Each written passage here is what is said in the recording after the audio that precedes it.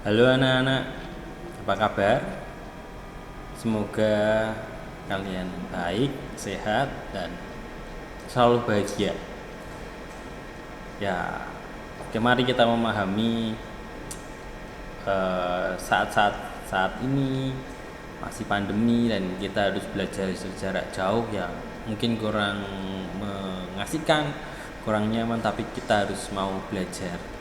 Nah, hari ini kita akan belajar tentang siapa sih aku, apa tugasku, dan lain sebagainya. Masih bersama saya Ignatius Sulkasidi Prakoso, guru pendidikan agama Katolik di SMP Negeri 2 di Surakarta. Semoga kalian sudah mengenal saya dari biodata yang kemarin saya bagikan di grup Google Classroom. Mari kita mulai. Aku citra Allah yang unik. Nanti kita akan melihat apa itu citra, apa itu unik. Nanti kita bahas bersama. Dan nanti akan ada tugas, silahkan tugasnya dikerjakan. Tapi sebelum kita mulai, kita membuat tanda kemenangan kita. Dalam nama Bapa, Putra, dan Roh Kudus. Amin. Dari kompetensi dasar, kalian memahami dan mengetahui kompetensi yang harus kita capai. 1.1 bersyukur karena dirinya atau dirimu diciptakan sebagai citra Allah. Yang kedua, percaya diri terhadap keunikan diri sebagai citra Allah. 3.1 memahami keunikan diri sebagai citra Allah. 4.1 melakukan aktivitas misalnya menyusun doa, membuat refleksi, membuat puisi, dan mengungkapkan rasa syukur atas dirinya sebagai citra Allah. Indikator, nah ini sangat penting.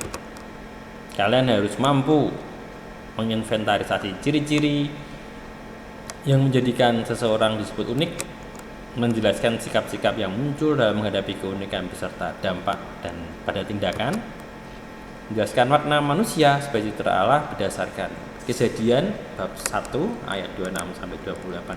Silahkan nanti kitab sucinya dibuka. Menyusun doa tertulis yang mengungkapkan syukur karena diciptakan Allah unik adanya. Nah, apa itu unik adanya?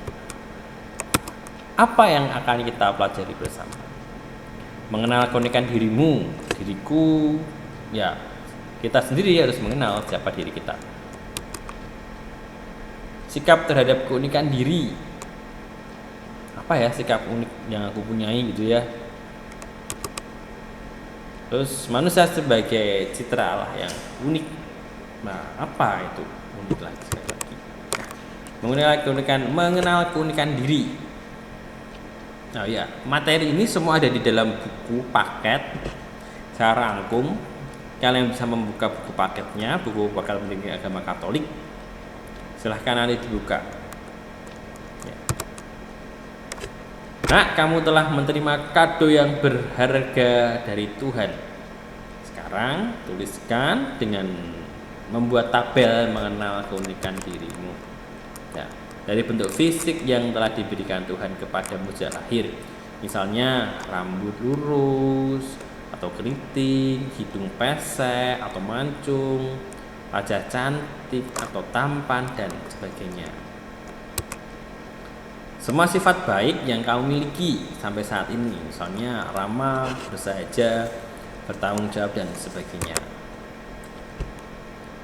3. Semua bakat dan kemampuan istimewa yang kamu miliki, misalnya bisa bela diri, menyanyi, menulis, dan sebagainya. Kalau saya sih renang.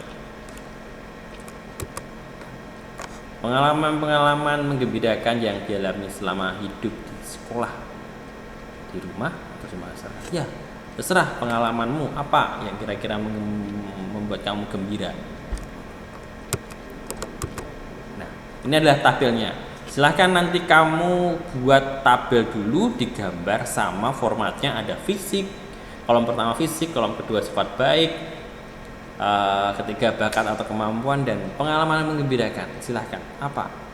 Ditulis fisiknya gimana, hidung pak, mancung ya tulis mancung, mata belok tulis mata belok, gitu ya.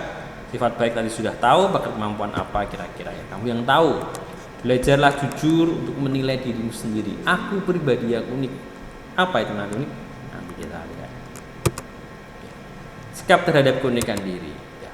Diskusikan dengan anggota keluargamu ya, entah ayah, ibu, kakak, adik, yang penting dalam satu keluarga besarmu.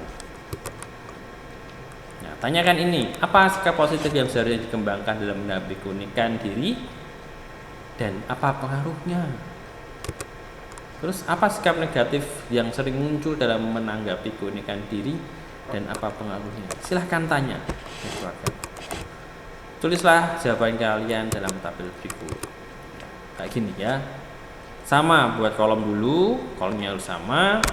Nanti diisi dengan bagaimana, tanya orang tuamu. Biasanya ibu, bapak, kakak atau adik pasti jawabannya beda-beda.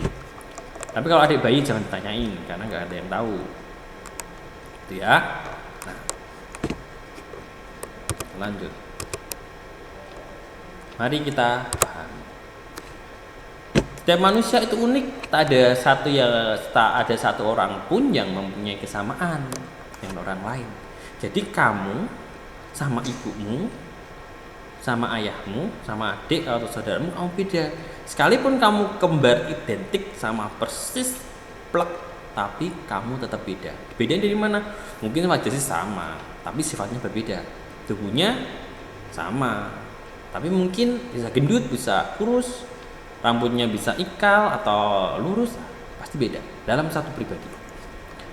Bahkan manusia kembar sekalipun selalu mempunyai perbedaan. Keunikan ini dapat diamati dari hal fisik, psikis, bakat, kemampuan, serta pengalaman yang dimiliki.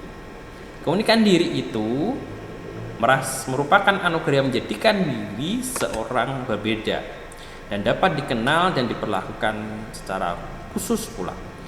Bukankah sulit dibayangkan bila semua manusia itu sama dalam segala hal? Akan bosen, ya. Kalau semua manusia itu sama, wajahnya sama, aduh, bosen. Ibaratnya taman itu indah jika bunganya bermacam-macam bentuk, ya. Tetapi dalam menghadapi keunikan sering ditemukan dua sikap. Yang bersikap positif akan menerima keunikan itu sebagai anugerah. Ia bangga bahwa dirinya berbeda. Ia bersyukur bahwa apapun yang ada pada dirinya merupakan pemberian Tuhan yang baik adanya. Dengan demikian, ia tidak akan minder. Ia tidak berniat menjadi sama seperti orang lain. Ia tidak akan menganggap dirinya tidak berharga. Ia tidak akan melakukan tindakan yang melawan kehendak Tuhan.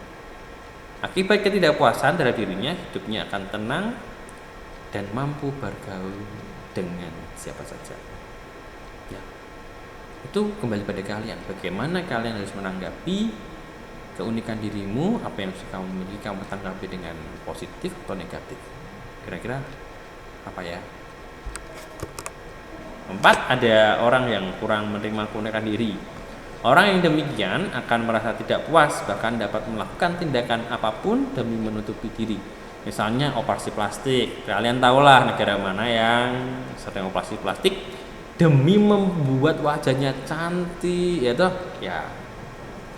Sekarang baru digandrungi filmnya. Orang yang demikian sering beranggapan seolah penampilan luar lebih penting. Inner beauty lebih penting sebenarnya. Nah, manusia sebagai cipta Allah yang unik. Ingat, unik tadi apa? Unik itu tidak ada duanya, tidak ada yang sama, sekalipun kembar. Unik, kamu dan saya itu beda. Jadi kalau kamu kamu sama aja sama dia, enggak, kamu beda. Nah, silahkan membaca kitab suci Kejadian bab 1 ayat 26-28 untuk menjawab pertanyaan di bawah ini. Apakah kita tahu? Apakah keunikan yang dimiliki manusia itu dikehendaki Allah, Sang Pencipta? Apa itu citra? Citra itu apa ya? Apa sesungguhnya maksud Allah menciptakan manusia sebagai citra Allah yang unik? Bisa dicari ya. Mari kita pahami lagi. Dalam kisah penciptaan dikatakan bahwa manusia diciptakan sebagai citra Allah. Artinya serupa dan segambar dengan Allah. Ingat, citra Allah serupa dan segambar dengan Allah.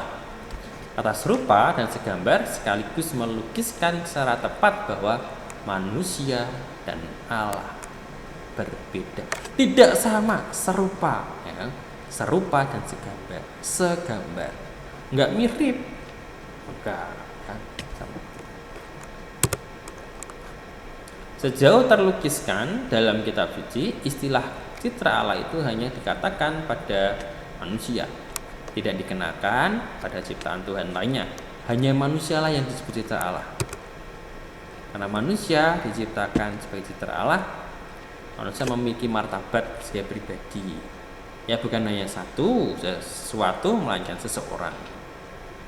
Jadi manusia itu mengenal dirinya, mengenal, oh aku ini ya, nah aku sakit ya aku nggak akan minum es biar nggak bilang.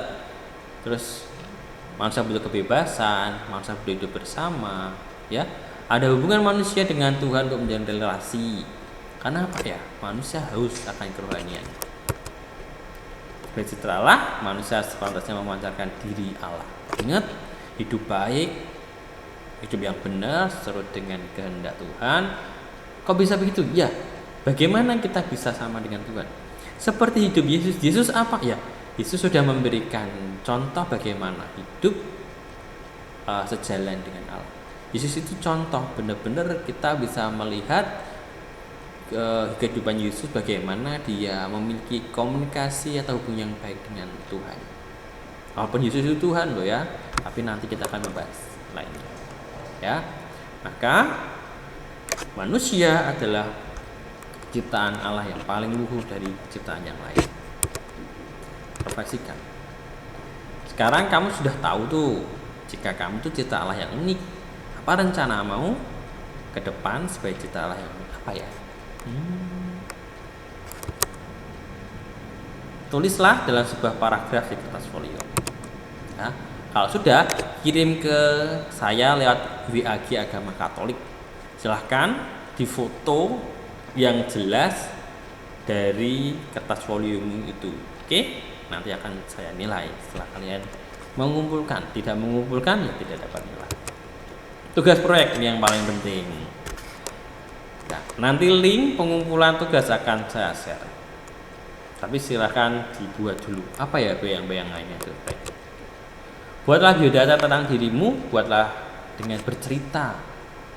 Tulislah di buku secara lengkap tentang dirimu. Tulis dulu di buku. Ya, nanti kamu akan saya berikan linknya untuk mengirimkan ke saya secara langsung.